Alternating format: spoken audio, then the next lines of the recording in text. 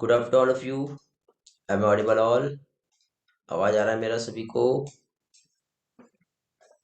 Response करेंगे।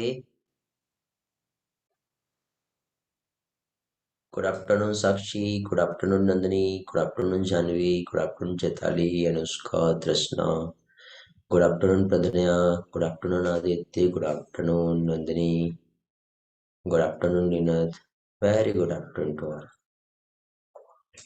Okay, अभी भी बेटा बच्चे लोग ज्वाइन नहीं किए, क्या प्रॉब्लम है? Good afternoon Ganesh, good afternoon चैतन्य।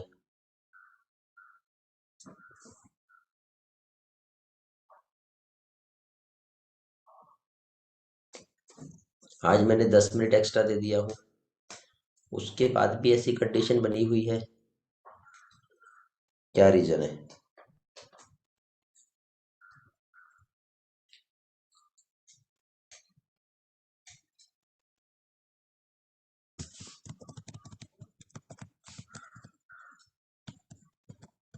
ओके, कल ट्रांसक्रिप्शन हम लोग देख रहे थे, तो ट्रांसक्रिप्शन में जो भी रिमेनिंग पोर्शन रह गया था, एक बार हम लोग उसे रिवाइज करते हैं और उसके बाद फिर आगे का पोर्शन जो है अभी हम आज कंटिन्यू करेंगे।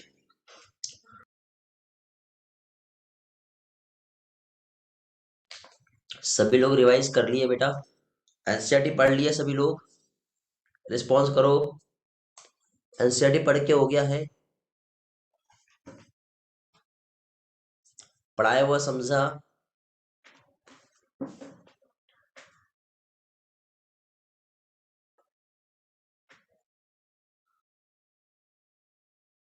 ओके,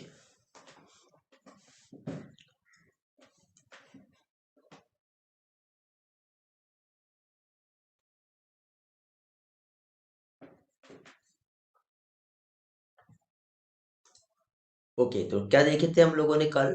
कल हम लोगों ने देखे थे ट्रांसक्रिप्शन का प्रोसेस। और ट्रांसक्रिप्शन के इस प्रोसेस में हम लोगों ने जाने थे कि डीएनए जो है उससे आरएनए का फॉर्मेशन जो होता है उसमें 3 स्टेप्स ऑफ मैकेनिज्म्स होती है, जिसमें फर्स्ट स्टेप जो हो रही थी जिसे हमने क्या कहते थे, इनिशिएशन।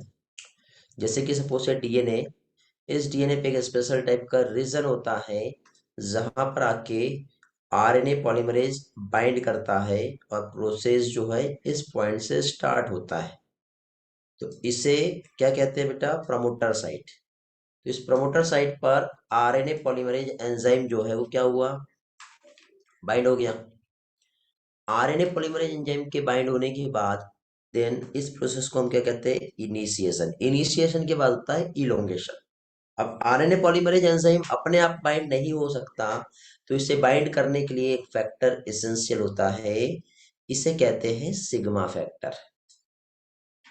क्या कहते हैं इसे? इसे कहते हैं सिग्मा फैक्टर।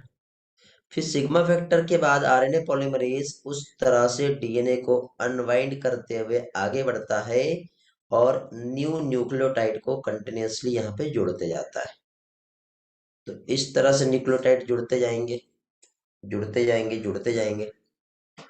देन इस तरह से न्यूक्लियोटाइड जैसे ही जुड़े तो इस तरह से आरएनए चेन लेंथ में इंक्रीज होते जाता है। इस फिनोमिना को इलोंगेशन कहते हैं। क्या कहते हैं इसे?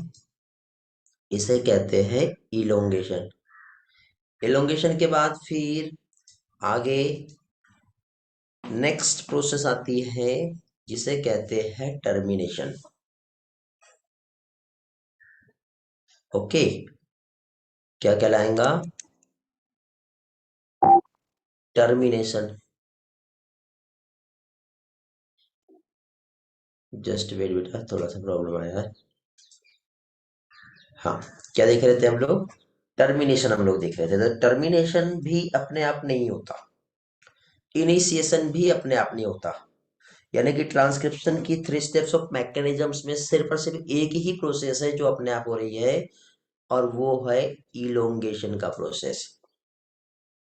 इनिशिएशन के लिए रिक्वायर्ड होता है सिग्मा फैक्टर, टर्मिनेशन के लिए रिक्वायर्ड होता है रो फैक्टर। तो ये जो रो फैक्टर जो होता है, ये रिलीज फैक्टर होता है जो आरएनए को कट करके यहाँ से अलग कर देता है। तो ये जो फैक्टर है इसे हम क्या कहते हैं, रो फैक्टर, जिसको हम इस तरह से रिप्रेजेंट करते हैं। तो ये क्या हो गया, ये हो गया रो फैक्टर। तो रो फैक्टर की हेल्प से प्रोसेस जो है वो क्या होगी, टर्मिनेट हो जाएगी। क्या होगा, ये जो प्रोसेस है ये टर्मिनेट हो जाएगा। हो गया टर्मिनेट। तो प्रमोटर रीजन हमने पढ़ लिए, टर्मिनेटर हमने देख लिए, कोडिंग स्टैंड हमने देख लिए, टेम्पलेट स्टैंड देख लिए। टेम्पलेट स्टैंड वे होती है जो 3 days to 5 days पोलैरिटी की रखती है, और आरएनए जब बनेगा तो वो 5 days से 3 days बनेगा। और सेम पोलैरिटी में 5 days to 3 days जो रहेगा वो कोडिंग स्ट्रेन का रहेगा। ये आप लोगों को याद रखना है। ओके, ये होने के बाद फिर हम आगे देखे थे, तो बैक्टीरिया में ट्रांसक्रिप्शन का जो प्रोसेस होता है फॉलोड बाय द ट्रांसलेशन। सबसे पहले ट्रांसक्रिप्शन होगा, फिर ट्रांसलेशन होगा। तो बैक्टीरिया में से कोई भी दो कंपार्टमेंट नहीं है। ये आपको बैक्टीरिया का डीएनए दिख रहा है, और यहाँ पे ऐसा कोई न्यूक्लियस नहीं है, कंप्लीट एक सेल है। तो इसमें कोई दो कंपार्टमेंट नहीं है, तो वहीं पे आरएनए बनेगा और वहीं पे प्रोटीन बनना स्टार्ट हो जाता है। लेकिन यही चीज हम यूकेरियोटिक सेल में देखें तो ऐसा नहीं होता। न्यूक्लियस के अंदर आरएनए बनता है जो वहां से बाहर निकलेगा, देन साइटोप्लाज्म जहाँ पे होते हैं राइबोसोम्स, वहां पे प्रोटीन का सिंथेसिस होता है। मींस यूकेरियोटिक में प्रोसेस थोड़ी सी कॉम्प्लिकेटेड है, क्योंकि यहाँ पे दो कंपार्टमेंट है, सेपरेशन होता है यहाँ पर। बट बैक्टीरिया में साइटोप्लाज्म और न्यूक्लियस का कोई भी सेपरेशन नहीं है, इसलिए ट्रांसक्रिप्शन और ट्रांसलेशन का प्रोसेस सेम कंपार्टमेंट में होगा। ओके, और यहाँ पे जो आरएनए बनेगा उसके लिए कोई प्रोसेसिंग की जरूरत नहीं होती। जो आरएनए बनेगा फुल्ली मैच्योर्ड एक्टिव आरएनए बनेगा। कहाँ पर, प्रोकैरियोटिक में, बैक्टीरियल सेल में। लेकिन यही आरएनए जब यूकेरियोटिक में बनता है, तो यूकेरियोटिक आरएनए जो होता है इसमें स्पेशल प्रोसेसिंग का मैकेनिज्म इन्वॉल्व होता है। क्योंकि अभी जो आरएनए बना है वो प्री आरएनए बना है, और इमेच्योर आरएनए बनने की वजह से उसका मैच्योरेशन जरूरी होता है। तो इसके बाद फाइनली क्या होगा, मैच्योर आरएनए बनेगा बाद में चल के। ऐसे ये जो है प्रोसेस होगी। तो प्रोकैरियोटिक में डायरेक्टली प्रोसेस हो रहा है, यूकेरियोटिक में कॉम्प्लिकेटेड हो रहा है। तो यूकेरियोटिक में जो आरएनए बना, तो यूकेरियोटिक में कुछ और एडिशनल कॉम्प्लेक्सिटी भी बनती है, क्योंकि हमें सिर्फ एक सिंगल आरएनए नहीं चाहिए।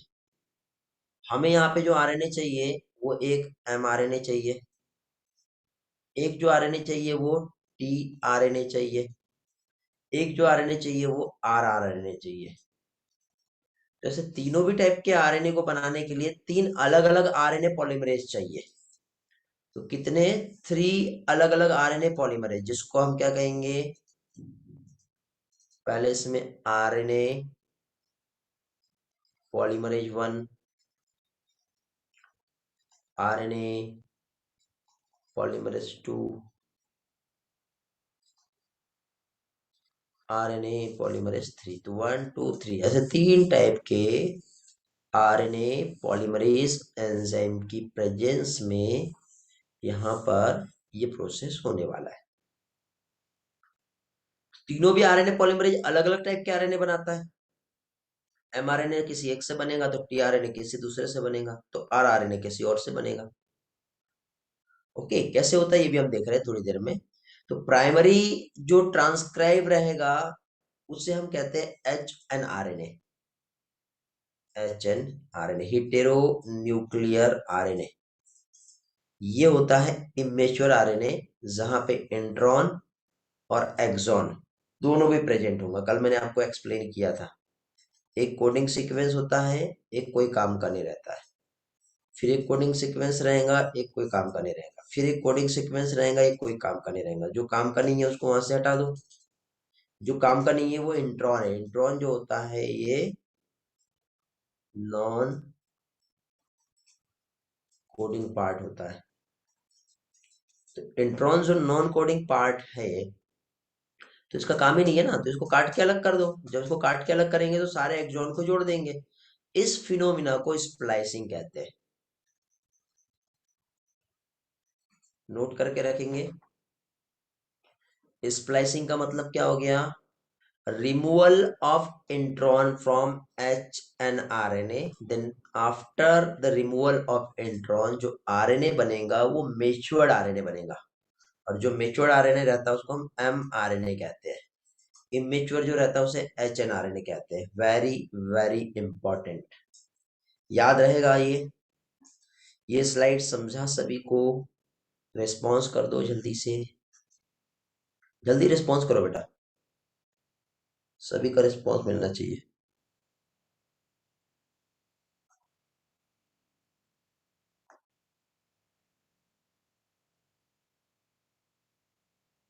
बाकी बच्चा लोग?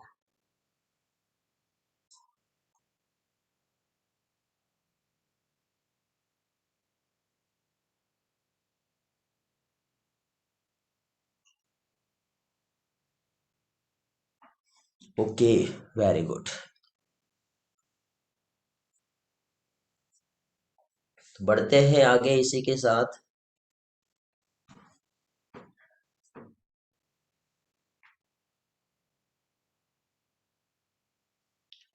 स्प्लाइसिंग क्या होती है ये आपको समझ में आ गया है? किसी को नहीं समझा होगा तो हैंडल्स कर सकते हैं। तो मैं क्या कह रहा था, 3 टाइप के आरएनए का यहाँ पे फॉर्मेशन होगा। पहला आरएनए पॉलीमरेज 1, जो कि आर आरएनए बनाता है। और आर आरएनए 20s टाइप का होता है, 18s टाइप का होता है और 5.8s टाइप का होता है। ये नेम है बेटा, ये टाइप है, ये सब यूनिट है, ये आपको याद रखना है। आरएनए पॉलीमरेज 2 कल भी मैंने एक्सप्लेन किया था, जो मेन आरएनए बनेगा।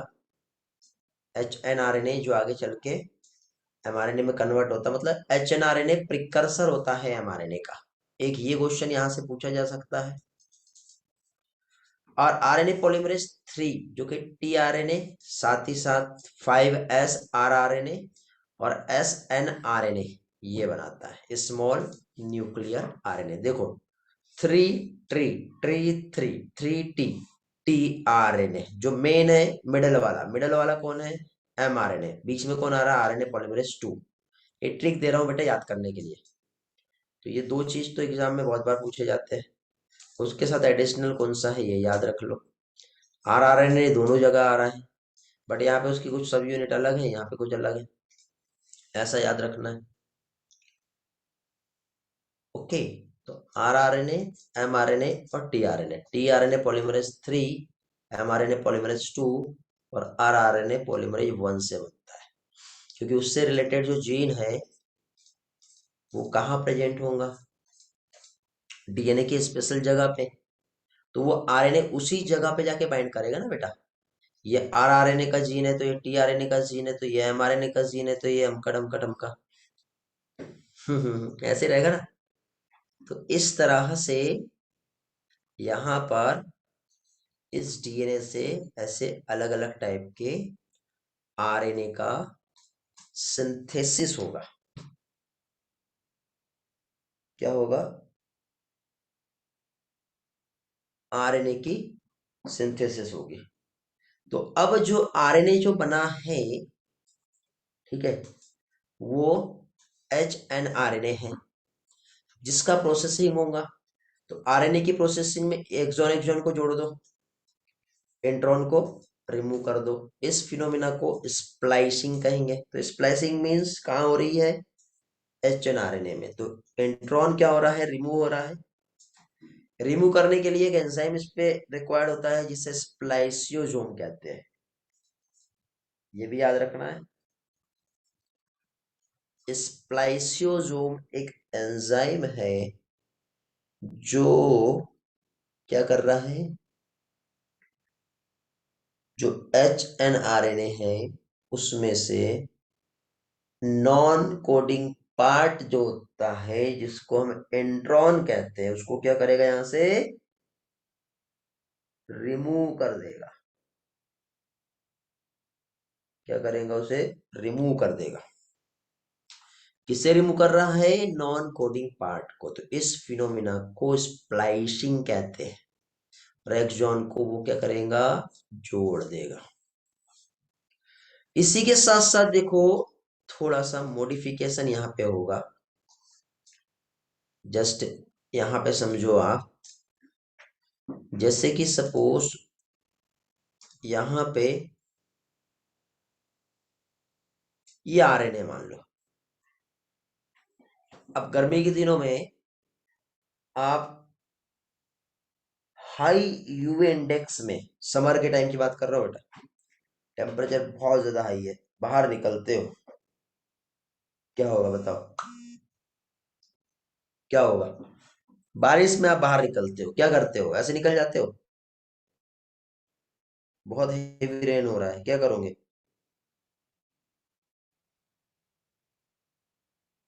चले जाओगे क्या आसानी से? यस और नो? यार सभी लोग आंसर नहीं देते यार, फिर मजा नहीं आता पढ़ाने में।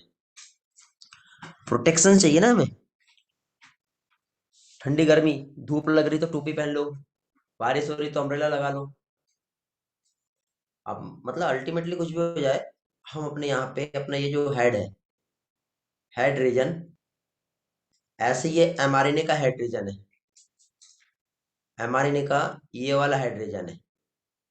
एमआरएनए का ये जो हेड रीजन है, उसको भी तो एक प्रोटेक्शन चाहिए ऐसा।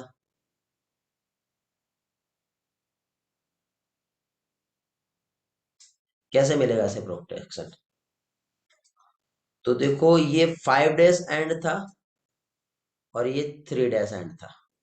तो ये जो 5 डेज एंड जो यहाँ पे आपको दिख रहा है, यहाँ पे हम क्या करते मालूम है?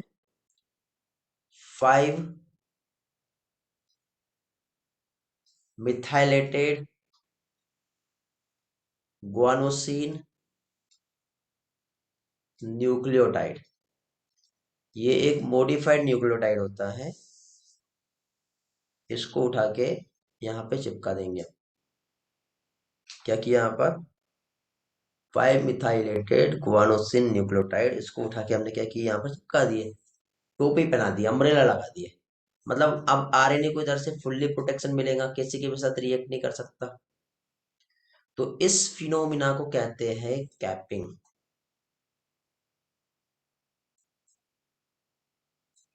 स्क्रीनशॉट लेके रख लो। नोट्स में ये वाला नहीं दूंगा मैं आज आपको, क्योंकि स्लाइड 11 से चालू हो रही है। अब बहुत ज्यादा यदि ड्राइंग किया तो नोट्स मिलेंगे, नहीं किया तो नोट्स नहीं मिलेंगे। तो ये क्या कहलाता है? कैपिंग। कैपिंग के बाद फिर अगेन एक और प्रोसेस होती है जो इधर साइड होगी,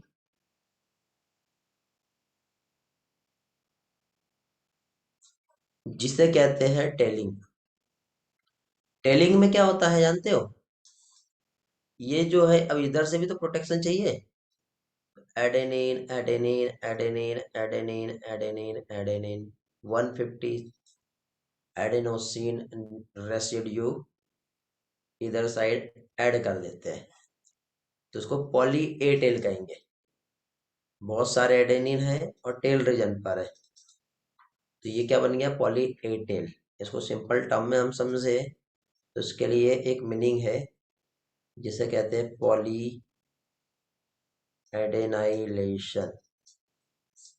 तो देखो, कैपिंग भी हो गया प्रोसेस नंबर 1 मैच्योरेशन के लिए, टेलिंग भी हो गया प्रोसेस नंबर 2, और बीच में आपको मैंने थोड़ी देर पहले ही एक्सप्लेन किया था कि यहाँ पे हमारे पास कोडिंग और नॉन कोडिंग ये सब है। तो नॉन कोडिंग वाले पार्ट को हमको रिमूव करना है, जो क्या है? एंट्रॉन है। ये क्या है? एक्सॉन है। हमारे लिए काम का जो नहीं है वो क्या है? एंट्रॉन। इसको कहते हैं नॉन कोडिंग पार्ट। ये जो है ये है HNRNA, जिसकी क्या हो रही है? प्रोसेसिंग। और प्रोसेसिंग होने के बाद जो आरएनए यहाँ पे बनेगा, उस आरएनए को हम क्या कहेंगे? Matured RNA. ओके, तो आफ्टर द प्रोसेसिंग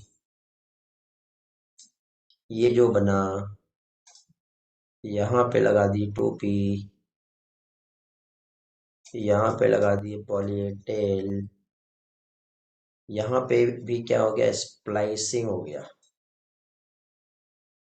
स्प्लाइसिंग में क्या हुआ है? Removal of intron. और इस तरह से यहाँ पे ये जो आरएनए बना है ये एक मैच्योर्ड आरएनए है, जिसे हम क्या कहेंगे? M RNA. क्या कहेंगे? एम आरएनए कहेंगे। तो इस तरह से यहाँ पर ये एक प्रोसेस हुआ। ठीक है बेटा, समझ में आ गया? तो अब जो आरएनए यहाँ पे बना है, इस आरएनए को हम फुल प्रोसीड आरएनए कहेंगे। तो स्प्लाइसिंग हो गया।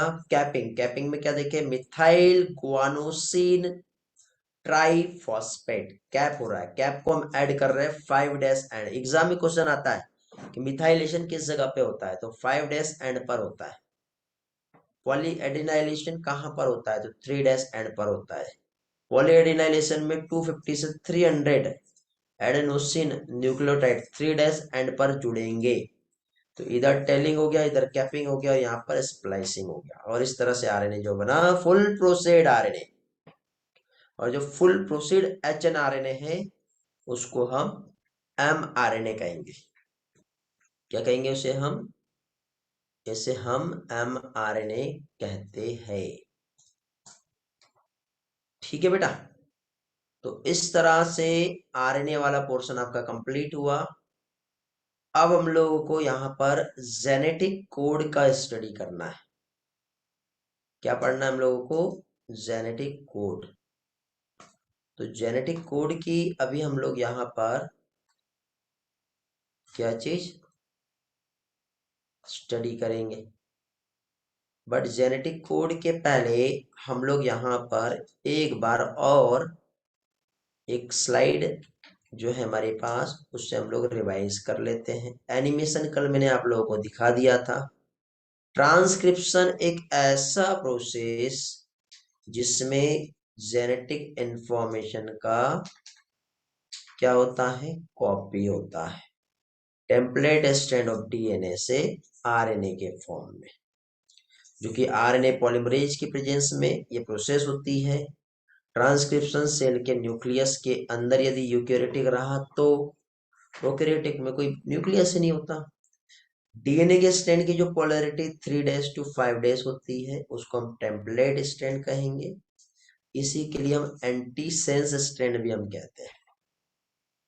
डायरेक्शन ऑफ सिंथेसिस होगा। जो डीएनए की पोलैरिटी स्ट्रैंड पे 5 डैश टू 3 डैश होती है, जो इस टेम्पलेट स्ट्रैंड का कॉम्प्लीमेंट्री होता है, उसको हम कोडिंग स्ट्रैंड या फिर सेंस स्ट्रैंड कहते हैं। तो ये सेंस और एंटी सेंस ये याद रखना बेटा, इंपॉर्टेंट है। आगे चल के कुछ क्वेश्चंस जो मैं आपको दूंगा उसमें इसमें इस तरह से आपको हेल्प मिलेगी। Okay, hello, are you with me? Are you with me? आप लोगों के सभी के सारे असाइनमेंट कंप्लीट हो चुके हैं?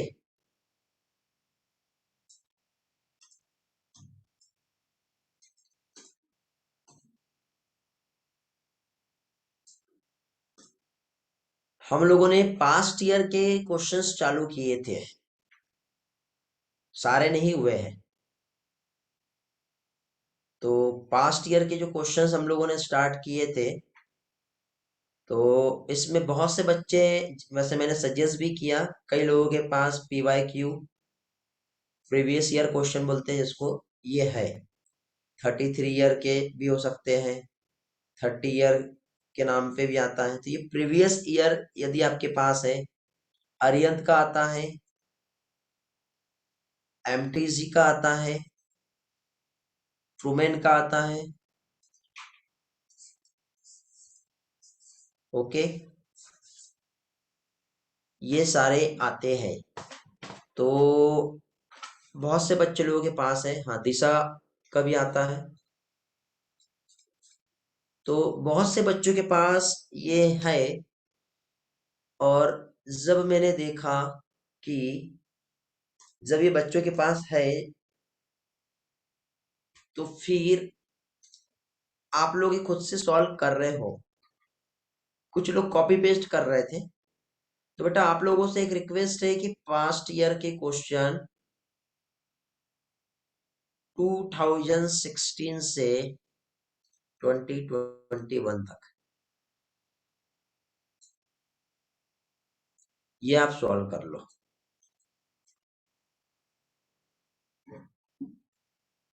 2016 से 2021 तक के ये आप सॉल्व कर लो।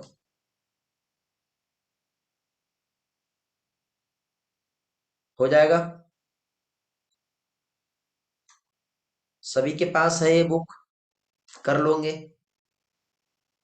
ये बुक्स के नाम बताए, अरिहंत, एमटीजी, ट्रूमैन, दिशा। कोई ना कोई बुक तो हो गई आपके पास। बहुत से बच्चे लोगों का रिस्पॉन्स आ रहा है, कर लेंगे करके।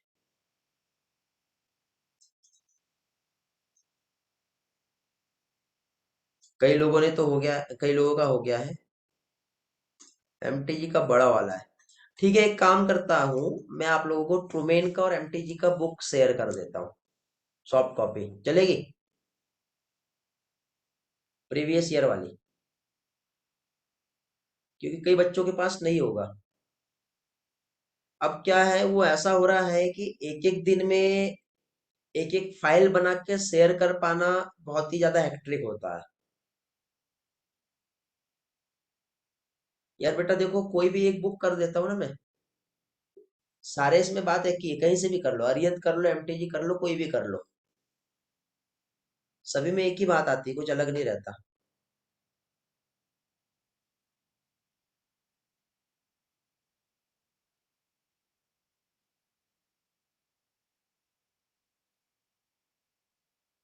तो ये जो बुक है, ये मैं आपको शेयर करूंगा आपके गूगल क्लासरूम पे। और गूगल क्लासरूम से आप लोग एक दिन में एक चैप्टर सॉल्व करके मुझे पोस्ट करेंगे। आंसर और सॉल्यूशन भी उसी में रहेगा बेटा। लेकिन आप लोगों को खुद को एक यहाँ पे काम करना है। जैसे देखो, अभी तक के हम लोगों ने यहाँ पे ह्यूमन फिजियोलॉजी कंप्लीट कर लिए है।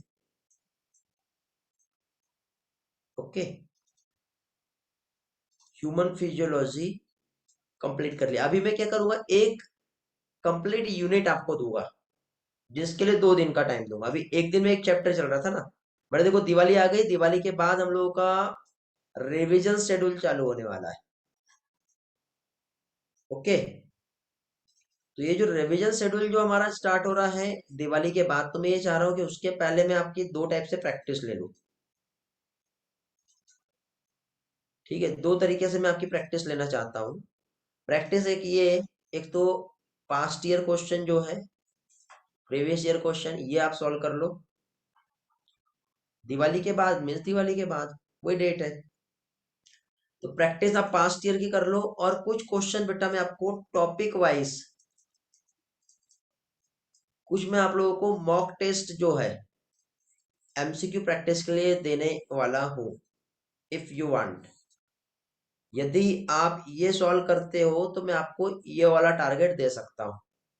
यदि आप अपना स्कोर अच्छा लाना चाहते हो तो ये, क्योंकि यहाँ पे हो ये रहा था कि यहाँ पे ये हो रहा था कि जनरली जो बच्चे लोग हैं वो क्या कर रहे थे हमारे। अभी देखो, डे बाय डे स्ट्रेंथ भी कम होते जा रहा है, और दूसरी चीज ये कि सारे बच्चों का रिस्पांस नहीं मिल रहा था। सारे बच्चों का रिस्पांस नहीं आ रहा था। तो अब देखो, ये टेस्ट तो सभी के लिए रहेगा, बट जो बच्चे रिस्पांस देंगे वो इस बार के नीट के एग्जाम में सिलेक्ट भी होंगे। क्योंकि बेटा विदाउट प्रैक्टिस आपका सिलेक्शन नहीं हो सकता ना, प्रैक्टिस तो चाहिए ही चाहिए।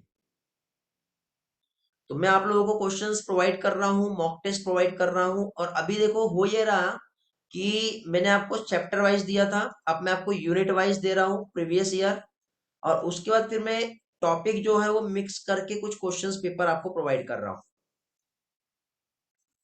तो दिवाली का जो आपका 8 डेज का जो आपको वैकेशन मिल रहा है, तो एक दिन में आप 2 पेपर सॉल्व कर सकते हो बायोलॉजी के, यानी कि 16 टेस्ट पेपर जो है, कितने, 16 टेस्ट पेपर बायोलॉजी के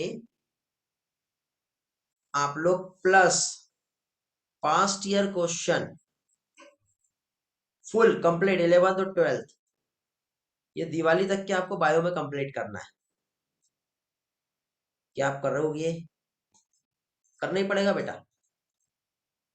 कोई ऑप्शन नहीं है इसके अलावा। ऐसा कोई बच्चा है जिसको ये सॉल्व करने में प्रॉब्लम है और वो सॉल्व नहीं करेगा, हैंड रेस कर दो। क्योंकि बेटा देखो, उसके बाद फिर मैं जो गूगल क्लासरूम का लिंक जो आपको प्रोवाइड करूंगा ना, उसमें सभी का रिस्पॉन्स मिलना चाहिए।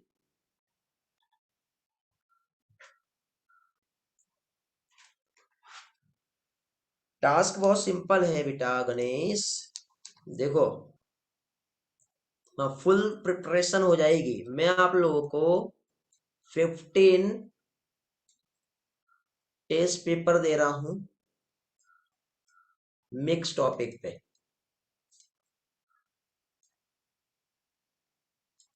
मिक्स टॉपिक पे ऐसा 15 टेस्ट पेपर में एक साथ फुल सिलेबस नहीं रहेगा। जो, जैसे कि सपोज टेस्ट 1 है और ये टेस्ट 2 है, तो फर्स्ट टेस्ट जो है इसमें यदि हम देखें तो क्या होगा, जैसे टेस्ट 1 है तो टेस्ट 1 में एटलीस्ट 4 टॉपिक टेस्ट 1 में आ जाएंगे, तो टेस्ट 2 में अगले जो नेक्स्ट 4 टॉपिक है, टॉपिक या चैप्टर हम कह सकते हैं, ये आ जाएंगे। एक पेपर में बेटा 100 क्वेश्चन रहते हैं हमारे बायोलॉजी में, उतने ही रहेंगे ना। एक दिन में 2 पेपर सॉल्व करना है आपको।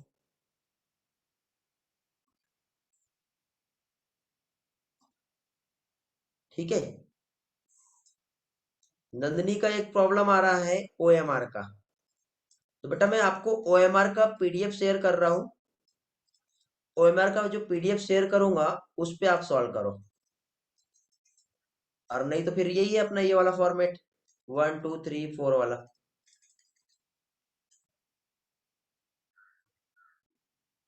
सिर्फ बायोलॉजी ही रहेगा बेटा। टॉपिक सरप्राइज नहीं रहेंगे, मैं आपको एक दिन पहले टॉपिक के नेम शेयर कर दूंगा। टॉपिक सरप्राइज कैसे होंगे, अभी आप सरप्राइजिंग टेस्ट नहीं दे सकते ना बेटा। ओएमआर पे सॉल्व करो, मैं आपको ओएमआर का पीडीएफ शेयर कर देता हूँ बेटा। और नहीं तो एक काम करो, अपना जो नीट का जो ग्रुप है वहां पे जाना, और एलन की ओएमआर सीट आपको मिल जाएगी, न्यू पैटर्न वाली। वो वहां से डाउनलोड करके उसका प्रिंट आउट निकाल लो, और प्रिंट आउट निकालने के बाद फिर ओएमआर पे सॉल्व करो, और सॉल्व होने के बाद उसका फोटो लेकर के गूगल क्लासरूम पे पोस्ट करना है। करते जाओगे,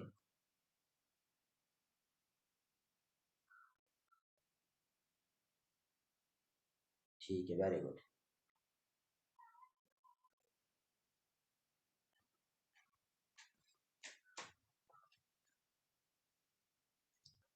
तो आप लोगों के लिए बेटा जो टेस्ट पेपर रहेगा, ये सारे टेस्ट पेपर मैं आपको गूगल क्लासरूम पे पोस्ट कर दूंगा, ये वाले। ये आपका टास्क 1 है, और सेकंड टास्क आपका है प्रीवियस ईयर क्वेश्चन। मैं आपको ट्रूमेन और एमटीजी प्रोवाइड कर रहा हूं। एक दिन में एक यूनिट जो है, एक दिन में एक यूनिट, जैसे कि ह्यूमन फिजियोलॉजी को आप एक यूनिट मानोगे, तो टोटल आपके 10 यूनिट्स है, तो 10 डेज में आपके 10 यूनिट्स हो जाने चाहिए। 10 डेज में 10 यूनिट 11th और 12th की पास्ट ईयर क्वेश्चन सॉल्व करके हो जाने चाहिए। मतलब दिवाली के बाद जब हम मिलेंगे तो आप ये पास्ट ईयर क्वेश्चन भी सॉल्व करके आओगे। अब पास्ट ईयर क्वेश्चन जब आप सॉल्व करोगे तो यहाँ पे क्या होगा, आपको इसमें जो क्वेश्चंस आपको जो मिलेंगे वो बल्क में मिलेंगे। मतलब ऐसा रहेगा कि हो सकता है कि 1988 से आपको क्वेश्चंस मिल रहे हैं 2021 तक के। अब जिस बच्चे को ऐसा लगता है कि ये सारे क्वेश्चन मैं सॉल्व कर सकता हूं, सॉल्व कर लो, कुछ नहीं बिगड़ेगा। जिस बच्चे को ऐसा लगता है कि नहीं मेरे लिए ज्यादा हेक्टिक हो रहा है तो मत करो सॉल्व, मैं आपको सजेस्ट कर रहा हूं 2010 के बाद। अभी तक के मैं 2016 कह रहा था आपको, लेवल बढ़ा दो अब। 2010 से 2021 तक के सॉल्व कर लो। और नहीं तो ये भी सॉल्व कर सकते हो बेटा आप, ये वाला। ठीक है,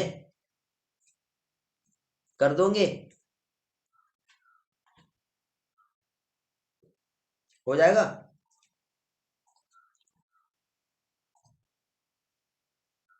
अब सोचो, मैं डायरेक्टली आपको बुक प्रोवाइड कर रहा हूँ, वो है सॉफ्ट कॉपी में, ऐसे कहीं मिलेगी नहीं आपको। और एक बुक नहीं, दो बुक दे रहा हूँ मैं, ट्रूमेन का और एमटीजी का, दोनों दोनों में थोड़ा सा डिफरेंट रहेगा। ट्रूमेन का जो बुक रहेगा उसमें एम्स लेवल के क्वेश्चंस भी मिलेंगे और अदर स्टेट के भी क्वेश्चंस मिलेंगे। और जो एमटीजी का बुक रहेगा उसमें सिर्फ और सिर्फ नीट के क्वेश्चन मिलेंगे। ये दोनों भी आपको सॉल्व करने हैं। और सॉल्व करने हैं और पोस्टिंग भी करना है। तो आप बेटा या तो एक साथ 10 के 10 यूनिट मुझे सॉल्व करके पोस्ट कर दो, बट इतना सारा फोटो खींचोगे और भेजोगे तो आपके लिए बहुत हेक्टिक हो जाएगा। समझ गए? दोनों करो या कोई एक करो, आप खुद डिसाइड कर लो कि सर सबसे पहले मैं एमटीजी सॉल्व करती हूँ फिर आपको भेज दूंगी, या फिर सबसे पहले मैं ट्रूमेन सॉल्व करता हूँ, मैं आपको पहले ये शेयर करूंगा फिर ये करूंगा। या फिर ऐसा है कि नहीं सर, एक चैप्टर में हम एमटीजी और ट्रूमेन दोनों सॉल्व करते हैं, फिर अगले चैप्टर में एमटीजी ट्रूमेन दोनों सॉल्व करेंगे। बट वो बुक दिवाली में कंप्लीट हो जानी चाहिए। मैं आज ही आपको बुक शेयर कर रहा हूँ। समझ गए? चाहो तो मैं आपको उस बुक का सॉफ्ट कॉपी यहाँ पे डिस्प्ले कर देता हूँ एक बार, देखनी है बुक। पेज पर सॉल्व करके भी भेज सकते हो और ओएमआर पे भी सॉल्व कर सकते हो, जैसा आप चाहो वैसा।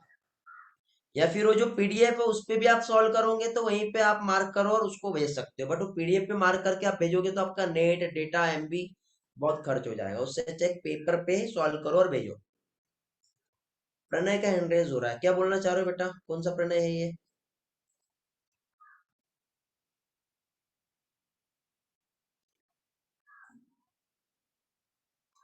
क्वेश्चन समझ में आ गया आपको, क्या है टास्क समझ में आ गया?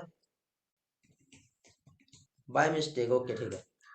तो देखो, पेज पर सॉल्व करो बट डेट का नाम, प्रॉपर टॉपिक का नाम और बुक का नाम वो वहां पे मेंशन होना चाहिए, और आपका रिजल्ट क्या है वहां पे आंसर भी रहेंगे, तो उसका रिजल्ट भी आप वहीं पर शेयर करो। ठीक है, पहले सॉल्व कर लो, सॉल्व करने के बाद क्या रिजल्ट आया आपका वो देखो, वहीं पे मेंशन करके पोस्ट कर दो। मतलब ये सेल्फ एनालिसिस रहेगी। लेकिन जो आप काम कर रहे हो उसके लिए आपका एक परफॉर्मेंस भी तो मुझे चाहिए, मिलना चाहिए ना। ठीक है बेटा, हेलो, आई होप आप ये ट्राई करोगे।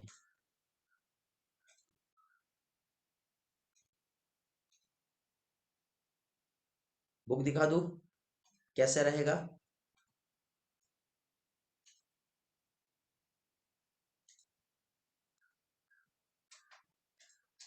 ये बुक है बेटा, chapter wise, topic wise, 33 year 1998 से 2020 तक के क्वेश्चंस यहाँ पे है विद सॉल्यूशंस, बायोलॉजी का। और एनसीईआरटी बुक के अकॉर्डिंग ही यहाँ पे ये आपको डेटा मिलेगा। ओके, एमटीजी पब्लिकेशन का बुक है। चैप्टर्स आप देख रहे हो यहाँ पे, लिविंग वर्ड, बायोलॉजिकल क्लासिफिकेशन, ये इस तरह से आपको 11th और ये क्लास 12th के फुल सिलेबस यहाँ पे दिया हुआ है। फुल बुक दे रहा हूँ बेटा मैं। तो क्लास 11th पे आते हैं हम लोग। क्लास 11th पे आप आते हो तो टॉपिक वाइज आपको यहाँ पे मिलेगा। व्हाट इज लिविंग को लेके क्वेश्चन यहाँ पे पूछा है, 2011 में आया, यहाँ पे 7 में आया है। डाइवर्सिटी को लेके क्वेश्चन 19 में आया है। ठीक है, ये इस तरह से मतलब टॉपिक वाइज है। टैक्सोनोमिक कैटेगरी को लेकर के 16 13 का है। ठीक है, 11 में है, बहुत ज्यादा क्वेश्चन पूछे। और लास्ट में आंसर भी दिया हुआ है। आंसर के बाद हिंट एंड सॉल्यूशन भी दिए यहाँ पर। मतलब यदि आपको कोई डाउट आता है तो उसके लिए आपको मेरी जरूरत ही नहीं पड़ेगी, आपको यहाँ सब मिल जाएगा। लेकिन उसके बाद भी कुछ डाउट रहते हैं, कुछ क्वेरीज रहती है, तो मैं बैठा हूँ उसके लिए फिर। समझे, मैं बैठा हूँ। ये बायोलॉजिकल क्लासिफिकेशन हो गया आपका। किंगडम प्रोटिस्टा पे 18 में क्वेश्चन आया है, 16 में आया है। ठीक है, उसके पहले आप किंगडम प्रोटिस्टा पे आते हो, तो किंगडम मोनेरा पे आते हो तो ये यहाँ पे क्वेश्चन पूछे हैं। ओके, 2005 में है, 2 में है, 16 में है। तो जितना भी आपका कैपेसिटी है, यदि आपका कैपेसिटी 100% है तो बहुत अच्छी बात है। नहीं हो तो कुछ तो रहेगी। ओके, थोड़ा सा हैट्रिक है, लेकिन ऐसा नहीं कि आप नहीं कर पाओगे। ठीक है बेटा, फुल एक्सप्लेनेशन भी दिया हुआ है यहाँ पर।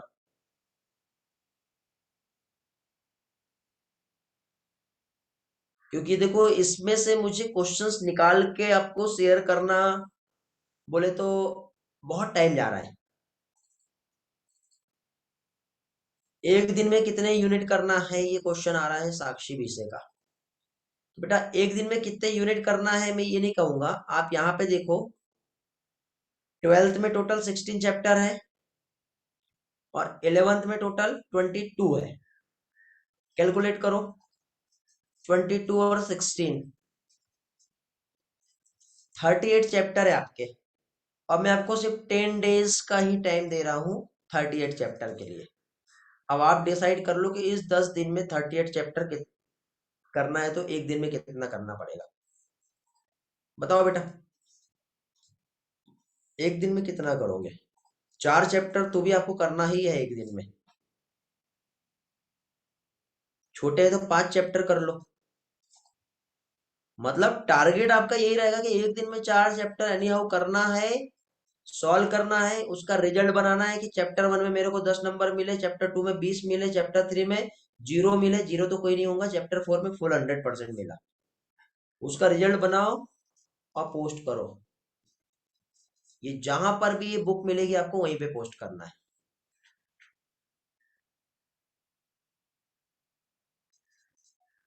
ठीक है बेटा, हो जाएगा। तो ऐसा आपका ये एक बुक हो गया। एक और बुक दिखा देता हूं मैं आप लोगों को। ओके, एक स्पेसिफिक सीरीज जो है ट्रूमेन का, एक रीबूस्टर सीरीज है। देखो अब रीबूस्टर सीरीज में देखो ऐसा नहीं है, बहुत आसान भी कह सकते हैं और नहीं भी कह सकते। तो रीबूस्टर सीरीज में देखो बायोलॉजिकल क्लासिफिकेशन जो है इसको अलग अलग पार्ट में डिवाइड किया। जैसे सेकंड चैप्टर का पार्ट बी में प्रोटिस्टा आ रहा है। तो प्रोटिस्टा को लेकर के, हाँ बेटा कोई भी 4 चैप्टर एक दिन में भेजते जाओ आप, चलेगा, क्योंकि आपके कन्वीनियंट के अकॉर्डिंग अच्छा रहेगा। देखो biological classification part A systematic को लेकर है, biological classification part B kingdom Protista को लेकर है। ठीक है, फिर किंगडम मोनेरा पार्ट सी है। ठीक है, 70 क्वेश्चन मोनेरा पर है। ठीक है, पार्ट डी में किंगडम फंजाई है, इसमें भी 30 40 क्वेश्चन है। वायरस है पार्ट ई, इसमें भी बहुत सारे। फिर प्लांट किंगडम आता है, तो प्लांट किंगडम के भी पार्ट्स रहेंगे उसमें अलग अलग। फिर एनिमल किंगडम आएगा। एनिमल किंगडम में देखो non chordata first phylum fourth A, ठीक है। फिर फोर्थ ए के बाद देखो इसमें 100 क्वेश्चन के आसपास आ रहे हैं। फिर 4 बी जो है कॉर्डेटा आ रहा है, ठीक है, कॉर्डेटा। फिर मॉर्फोलॉजी ऑफ प्लांट, ऐसे करके इसमें क्वेश्चंस मिलेंगे। समझ गए? अब ये आप ओएमआर पे सॉल्व करेंगे तो बहुत ज्यादा टाइम लग जाएगा बेटा। ये सारा कुछ आप मुझे अपडेट दोगे। एमटीजी, ट्रूमेन, ये दोनों बुक जो है आपके 5 ईयर क्वेश्चन है। आपकी मैं रिपोर्ट देखो, आप सॉल्व करो, पोस्ट करो या ना करो, जब हम मिलेंगे ऑफलाइन, यदि हमारा हो जाता है या नहीं होता है, लेकिन यदि हम मंडे, मंडे तो नहीं, मंडे में नहीं हूं मैं, ट्यूसडे या वेनसडे को दिवाली के बाद, मतलब ये मान के चलो कि 10 नवंबर को मैं आप लोगों से मिलूंगा।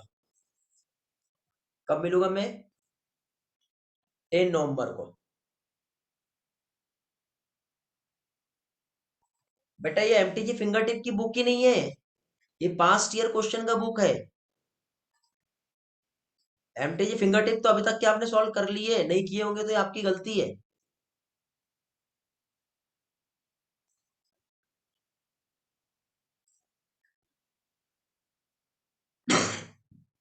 बेटा जब भी हम मिलेंगे ना, तो ये आपकी पूरी रिपोर्ट लेके आना आप मेरे पास। आपको पोस्ट तो करना ही है, लेकिन देखो आज की डेट क्या है, जैसे डेट मान लो आप 1 नवंबर से स्टार्ट कर रहे हो, तो 1 नवंबर आपने चैप्टर सॉल्व किया बायोलॉजिकल क्लासिफिकेशन, फिर आपने सॉल्व किया एनिमल किंगडम, फिर आपने सॉल्व किया बायोटेक, फिर आपने सॉल्व किया जेनेटिक्स। 4 चैप्टर सॉल्व किए। सॉल्व करने के बाद उसका रिजल्ट बना 120 डिवाइडेड बाय 300, 240 डिवाइडेड बाय 260, फिर 180 डिवाइडेड बाय 200, फिर 160 डिवाइडेड बाय 170। ये आपका रिजल्ट बना।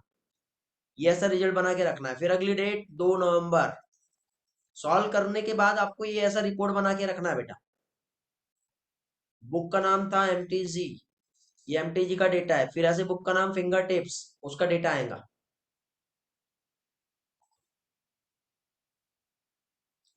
चलेगा बेटा स्वयं? यदि प्रिंटेड बुक है आपके पास तो आप वहां से सॉल्व करो, ये कुछ कुछ बुक में अलग से नहीं दे रहा हूँ, एक सॉफ्ट कॉपी दे रहा हूँ मैं आपको सर, ठीक है तो आप वहां से भी सॉल्व कर सकते हो, क्वेश्चन सेम ही रहेंगे, कुछ अलग नहीं रहते। बट रिपोर्टिंग के टाइम पे मेरे पास आपकी बुक और ये सारी चीजें चाहिए आपका। और एक और चीज, जब आप सॉल्व करोगे ना, तो सॉल्व करने के बाद बेटा देखो, आज मैं आपको एक ऐसा लॉजिक दे रहा हूँ जो आपके लाइफ के लिए बहुत काम का है, ठीक है, इसलिए ध्यान से सुनो। जब आप इसे सॉल्व कर लोगे, तो सॉल्व करने के बाद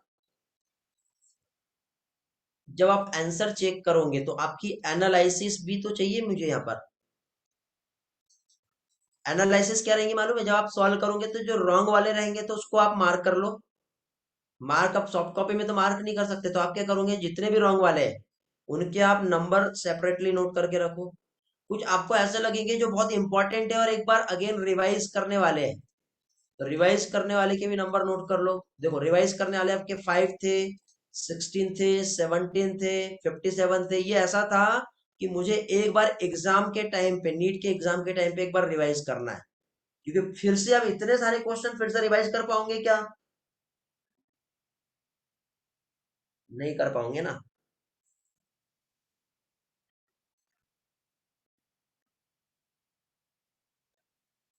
जो गलत हुए आपके, वो गलत वाले को देखना है, और जो इंपॉर्टेंट लग रहे हैं उनको देखना है। तो गलत हुए आपके, हो सकता है 18 नंबर गलत हुआ, 27 गलत हुआ, 33 गलत हुआ, 39 गलत हुआ, तो ये गलत वाले आपके 1 नंबर अलग हो गए। तो इनको भी आपको रिवाइज करना है, और इनको भी स्क्रीनशॉट लेके रख लो क्या कहा मैंने। ये एमटीजी और ट्रूमेन के लिए है। आपका डेटा, आपका टास्क, और सॉल्व करने के बाद आपकी एनालिसिस, ये 3 काम आपका रहेगा। कर लिए? ऐसे कोई बच्चा है जिसे नहीं समझा, रिस्पॉन्स करो जल्दी से।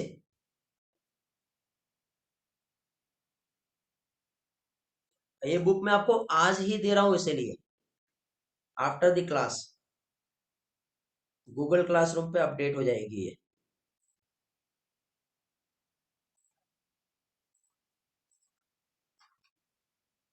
और आज से काम चालू कर दो।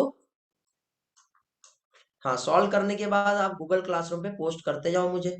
उसका मैं डेडलाइन नहीं दे रहा हूँ बेटा। आप चैप्टर वाइज हर दिन का डेटा आप वहीं पे सॉल्व करते जाओ। आपको अलग अलग डेट पे अलग अलग लिंक नहीं मिलेगा, एक ही लिंक रहेगा। जब आप सॉल्व करते जाओगे आप पोस्ट करते जाओ, और जब लास्ट में हम मिलेंगे तो मैं आपका चेक करूंगा गूगल क्लासरूम और चेक करूंगा आपके नोटबुक जहाँ पे आप ये सॉल्व कर रहे हो। समझ गए? और इसमें कुछ डाउट्स आते तो आप पूछिए मुझसे, कभी भी पूछिए। तो ये काम है बेटा आप लोगों का, ये हो जाना चाहिए।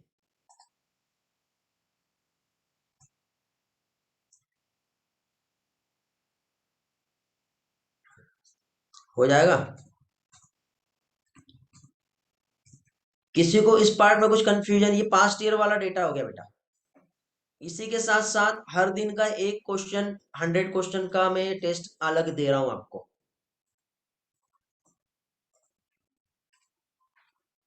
देखो, क्वेश्चन का आंसर कुछ नहीं लिखना है आपको, ABCD लिखना है डायरेक्ट, इतना टाइम नहीं रहेगा आपके पास।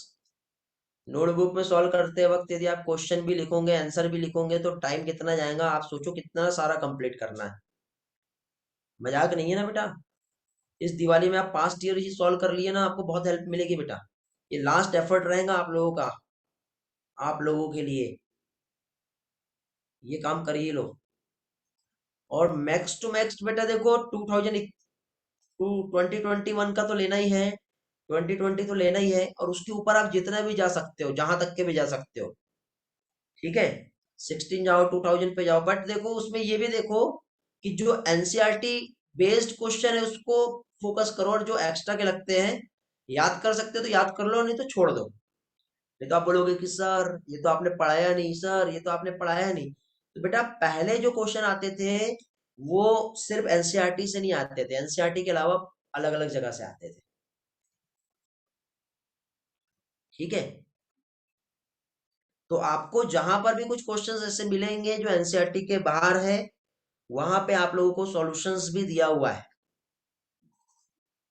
ओके, ये देखो यहाँ पे आपको each and every topic, at the end of topic आपको हर इसमें एक्सप्लेनेशन और सॉल्यूशन मिलेगा। ट्रूमेन में नहीं दिया है, एमटीजी में दिया हुआ है। ठीक है, तो आप वहीं से सॉल्व कीजिए। इसमें आपको कुछ ऐसे लगते हैं क्वेश्चंस, बट आपको ये लग रहा है कि एनसीईआरटी के बाहर है, उसको मार्क करो और स्किप करके आगे बढ़ो, वहीं पे अटक गया तो गाड़ी वहीं अटक जाएगी। बाकी मैं बैठा हूं, उसका स्क्रीनशॉट लो, पहले खुद से ट्राई करो समझने का, नहीं तो मुझसे पूछो।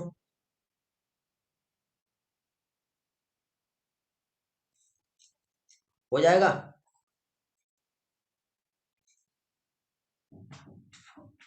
15 मॉक टेस्ट में अलग देने वाला हूं आपको। लेकिन मॉक टेस्ट कब मिलेंगे, जब आपका ये डेली का रिपोर्ट मुझे मिलेगा सॉल्व होके, तब तब आपको मॉक टेस्ट दूंगा। नहीं तो फिर क्या होगा, एक साथ में इतने सारे देते जाऊंगा, फायदा कुछ नहीं मिलेगा, मजा नहीं आएगा। ठीक है बेटा, तो आप चाहो तो मॉक टेस्ट के लिए मैं आपको कुछ चैप्टर्स के नेम भी सजेस्ट कर देता हूँ, इफ यू वांट सो।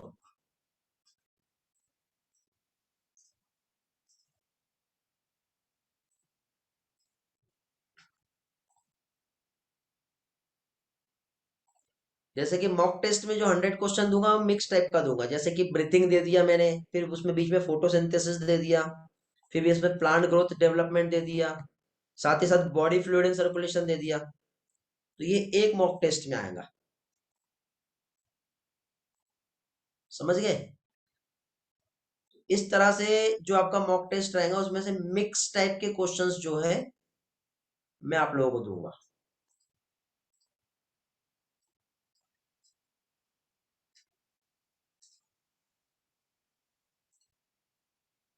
और आप बोलोगे तो फुल सिलेबस भी दे देता हूँ एक आधिक टॉपिक में।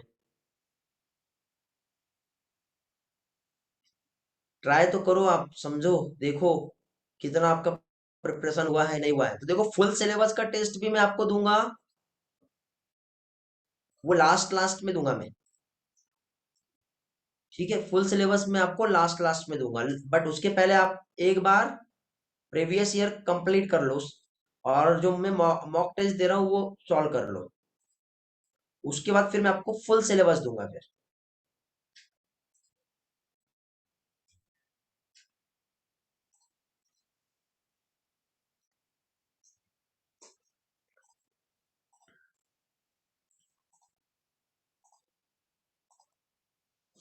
क्या मैसेज आया है मेरे पास?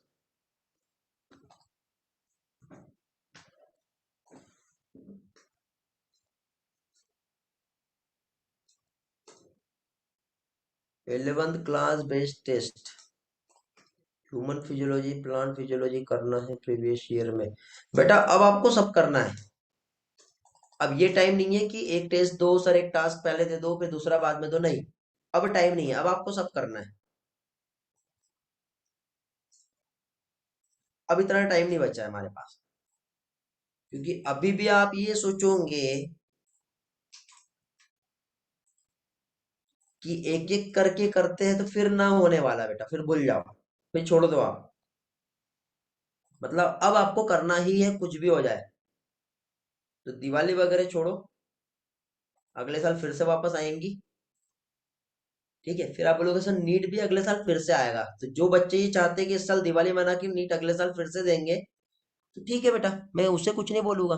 लेकिन जो बच्चा ये चाहता है कि नहीं नीट ही हमारी दिवाली है, तो नीट को दे दो, इस बार ही क्लियर कर लो, अगले बार की दिवाली फुल एंजॉय के साथ मनाना।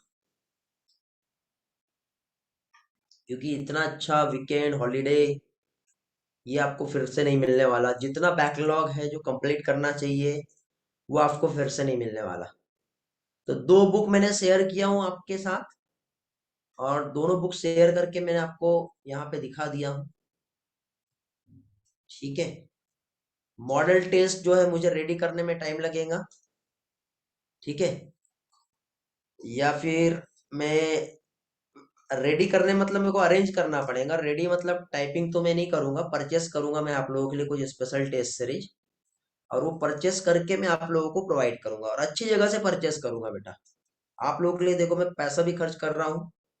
ठीक है, और वो सिर्फ इसलिए कि आपका प्रिपरेशन अच्छा हो। ठीक है, तो मैं अच्छे पब्लिकेशन हो गया या फिर कहीं ना कहीं से वो अरेंज करता हूँ, जहां से भी मिले मुझे। ठीक है, और आपको प्रोवाइड करूंगा। तो मैं यही चाहता हूँ कि आप उस पर अपना 100% एफर्ट दो, अपनी मेहनत दो, अपना रिजल्ट दो।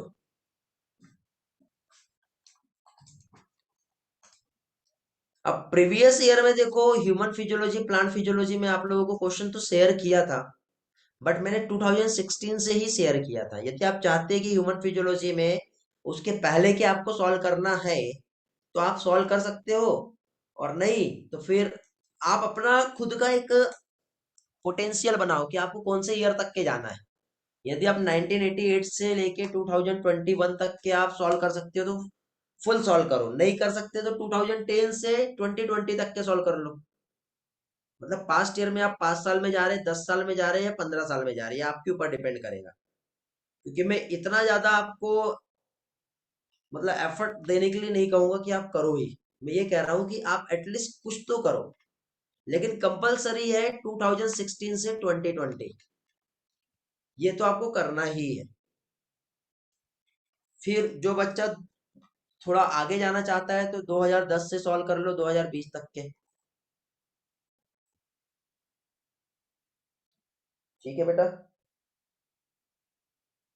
बट उसके पहले के सॉल्व करेंगे तो जो आपको एनसीईआरटी लेवल लगेगा वो सॉल्व कर लेना, और जो ऐसा लगता है कि नहीं हमारे एनसीईआरटी में नहीं है, स्किप एंड नेक्स्ट, नहीं तो आपकी गाड़ी वहीं अटक जाएगी और आप आगे नहीं बढ़ पाओगे। एक बात ये याद रखना। समझ गए? और टेंशन नहीं लेना, क्वेश्चन एग्जाम में नीट लेवल पे एनसीईआरटी बेस्ड ही आता है। तो आपको यदि कहीं पे भी ऐसा लगता है कि ये क्वेश्चन तो बहुत ही हैक्ट्रिक जा रहे हैं, तो कोई भी प्रॉब्लम नहीं है बेटा, जितना डाइजेस्ट होता है उतना डाइजेस्ट करो। क्योंकि क्वेश्चन सॉल्व करने के टाइम पे आपको ऐसा लग सकता है कि ये तो आ रहा है, या कुछ लोगों को ये लग सकता है ये भी नहीं आ रहा, ये भी नहीं आ रहा, ये भी नहीं आ रहा, कैसा होगा। तो बेटा 2016 के बाद के क्वेश्चन सॉल्व करके अपने आप में कॉन्फिडेंट ला लेना, क्योंकि पेपर में क्वेश्चन आप लोगों को जो आएगा वो ऐसे ही आएगा जैसे 2016 के बाद आए।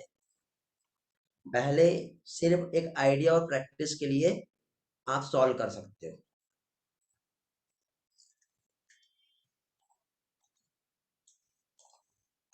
ओके, ट्रांसक्रिप्शन देख रहे थे हम लोग, बातें बहुत हो गई है, ठीक है। तो पोलैरिटी क्या है और ये सारी चीजें हम लोग यहाँ पर देख चुके हैं। ट्रांसक्रिप्शन यूनिट हम लोग कल पढ़ लिए थे, प्रमोटर, स्ट्रक्चरल, जीन और टर्मिनेटर। जीन में हम लोगों ने देखे थे क्या होता है, सिस्ट्रॉनिक टर्म हमने पढ़े थे।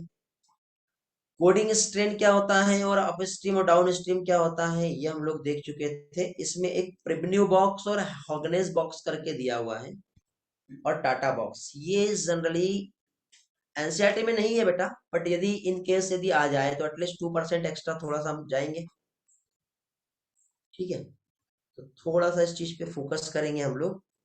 एक बेटा एरिया जहां पे एक स्पेशल प्रोटीन कंपोनेंट प्रेजेंट होता है, ठीक है। जैसे कि जो अप स्ट्रीम होता है, ये जैसे हमारा डीएनए है, डीएनए पे ये प्रमोटर रीजन होता है। प्रमोटर रीजन पे एक स्पेशल टाइप का यहाँ पे रीजन होता है जहाँ पे टी ए ऐसा सीक्वेंस मिलता है, जिसे हम टाटा बॉक्स कहते हैं। टाटा बॉक्स को ही प्रिब्न्यू बॉक्स भी कहते हैं। एक साइंटिस्ट है प्रिब्न्यू, उन्होंने डिस्कवर्ड किया था प्रोकैरियोटिक में, ठीक है। एक होता है हॉगनेस, जो यूकेरियोटिक में देखने को मिलता है, ये अपस्ट्रीम एलिमेंट जो होता है वहीं पे देखने को मिलता है। ये प्रोसेस को आगे बढ़ाने के लिए, स्पीड अप करने के लिए इस चीज का रिक्वायरमेंट होता है। ओके, ये सब प्रमोटर रीजन पे ही प्रेजेंट होते हैं।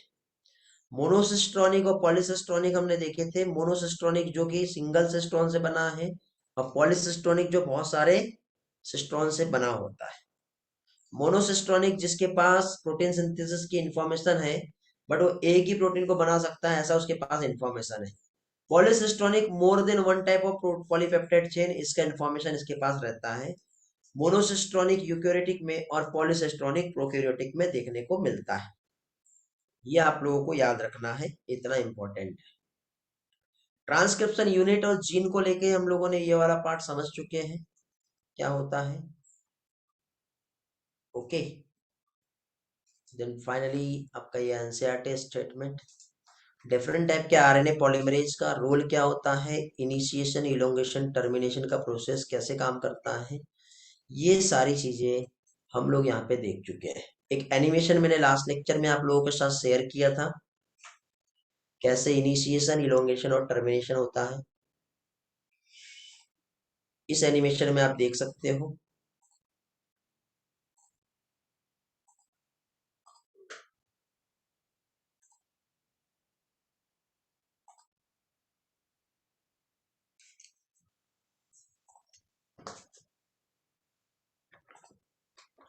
इसके बाद हम लोगों को यहाँ पर जेनेटिक कोड क्या होता है ये पढ़ना है।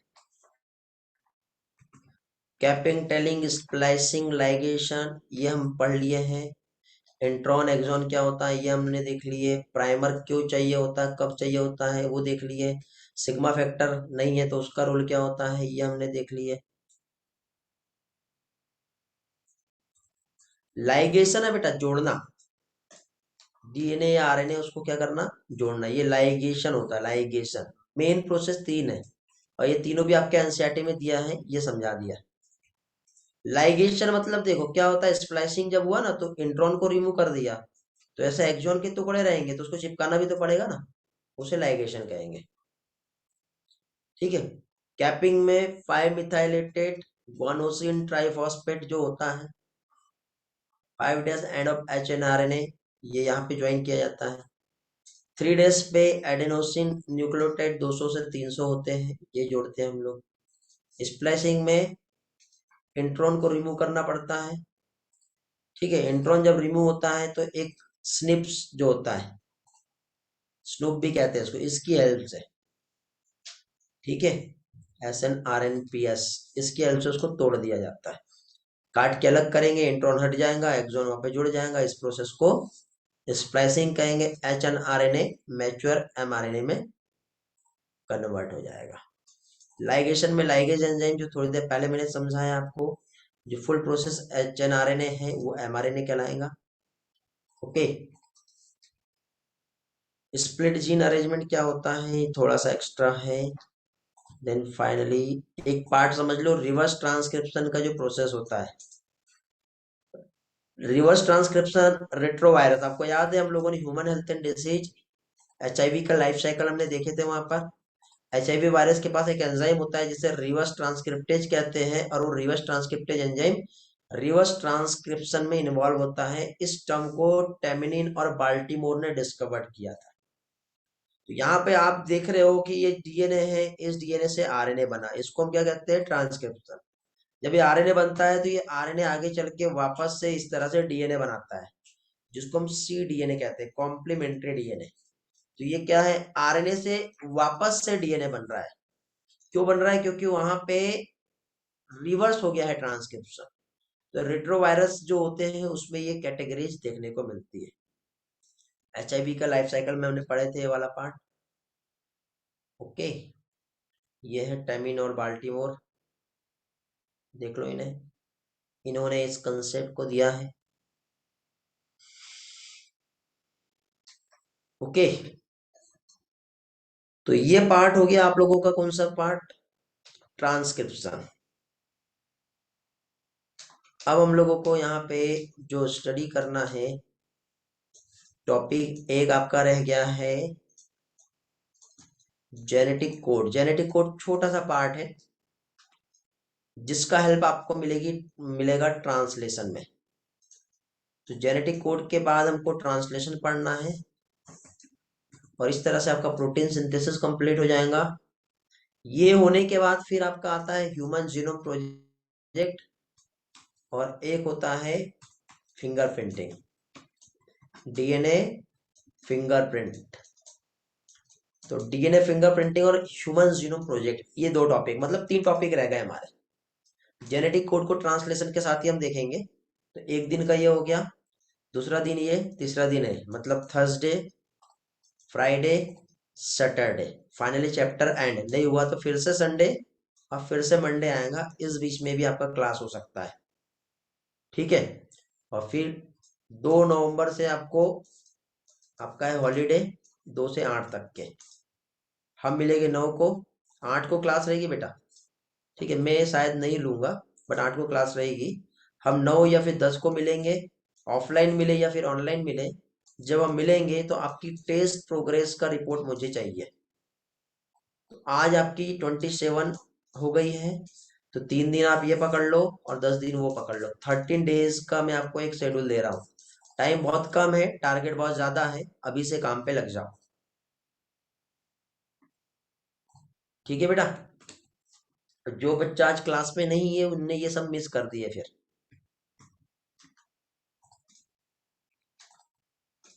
जो लोग आज क्लास में नहीं है उन लोगों ने ये सारी चीजों को मिस कर दिया है।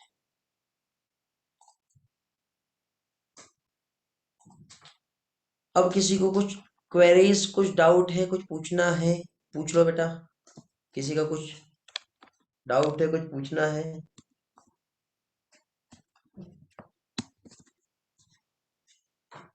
पूछो जल्दी से। बुक बेटा गूगल क्लासरूम पे ही भेजूंगा मैं, ऐप पे नहीं जाएगा। आप हमको हम लोग तकड़ी जाएंगे, तकड़ी तकड़ी का है।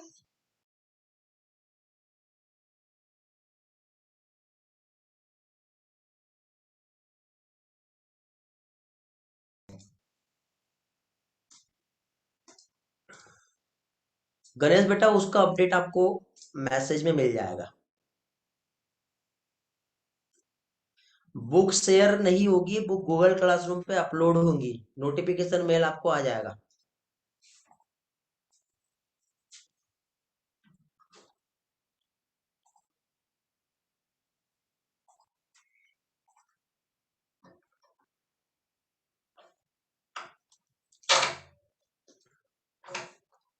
मैंने आप लोगों को 20 टाइप के अमाइनो एसिड पढ़ के आने के लिए कहा था। अगेन फिर से पढ़ना है आपको 20 अमाइनो एसिड के नेम, जो मैंने बायोमोलिक्यूल में पढ़ाया था, या जो भी बुक है आपके पास वहां पे मिल जाएगा। तो 20 अमाइनो एसिड का नेम पढ़ना है आपको। दूसरा, जेनेटिक कोड का एक डिक्शनरी है। जेनेटिक कोड का एक डिक्शनरी है, वो पढ़ के आना है बेटा। मैं दिखा देता हूँ यहाँ पर आप लोगों को जेनेटिक कोड की डिक्शनरी कैसे काम करेगी।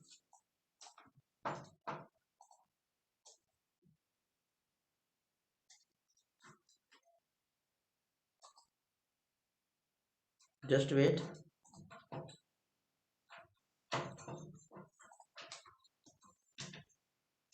जेनेटिक कोड की जो डिक्शनरी है ये वाली, ये आपको 20 टाइप के अमाइनो एसिड दिख रहे हैं बेटा, चाहो तो स्क्रीनशॉट ले लो। ये नाम विथ शॉर्टकट, ये आपको याद हो जाने चाहिए। पहला टास्क है आपका, ये कल की क्लास के लिए हमारे लिए एसेंशियल रहेगा। और ये होने के बाद ये डिक्शनरी है बेटा, ये कैसे बनाई जाती है ये थोड़ा सा मैं आपको सिखा दे रहा हूँ। बहुत इजी है ये। हाँ, सारे टास्क बेटा गणेश गूगल क्लासरूम पर ही पोस्ट करना है। देखो, ये जो जेनेटिक कोड है ये आपको पढ़ना है, और कौन सा कोड जो है इससे कौन सा अमाइनो एसिड कोड हो रहा है। जैसे कि यहाँ पे PHE मतलब फेनिल एलानिन होता है, आपने पीछे का स्क्रीनशॉट लिए होंगे, वहां पे मिल जाएगा आपको। ये SER मतलब सेरिन होता है। TYR टायरोसिन होता है। HIS हिस्टिडिन, तो हिस्टिडिन किससे कोड होता है? CAC से भी कोड होता है, और GAU से, CAU से भी कोड होता है। ये आपको याद करके आना है बेटा ये वाला। इसको 4 से 5 बार पढ़ना है और बनाने की प्रैक्टिस करनी है। बाकी मैं नेक्स्ट लेक्चर में ट्रिक्स से समझाऊंगा, याद भी करवाऊंगा, लेकिन उसके पहले आपका वर्क इस पे होना चाहिए। यदि आप लोगों ने इस पे काम की है तो समझ लो कि आपको इसका हेल्प मिलेगा। तो अमाइनो एसिड के नाम, और ये कोड सीक्वेंस, और कौन सा कोड किसको कोड कर रहा है, ये सारी चीजें, ये आपका टास्क रहेगा। इस पे एग्जाम में क्वेश्चन आते हैं। हो जाएगा।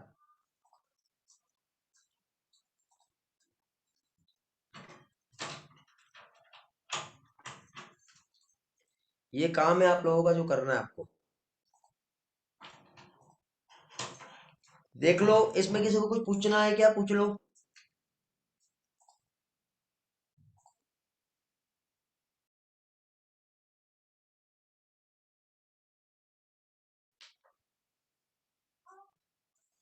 पूछो बेटा जल्दी से, किसी को कुछ पूछना है।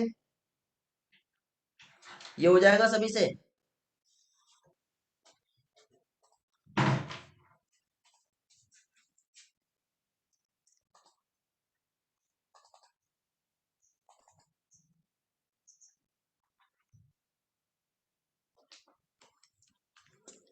चलो हो जाएगा तो फिर आज मैं यहीं तक के आपको आपका ले रहा हूँ पोर्शन। कल हम लोग आगे का पार्ट देंगे। लास्ट स्लाइड का स्क्रीनशॉट लेना है। ये लो बेटा, ले लो स्क्रीनशॉट।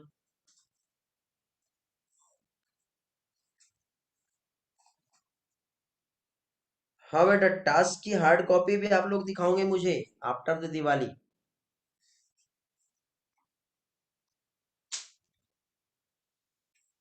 हो गया।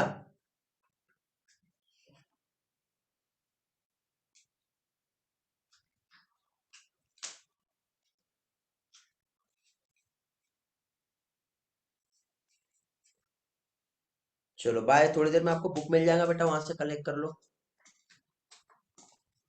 चेक कर लेना एक बार बुक। एंड करते फिर, बाय, थैंक यू।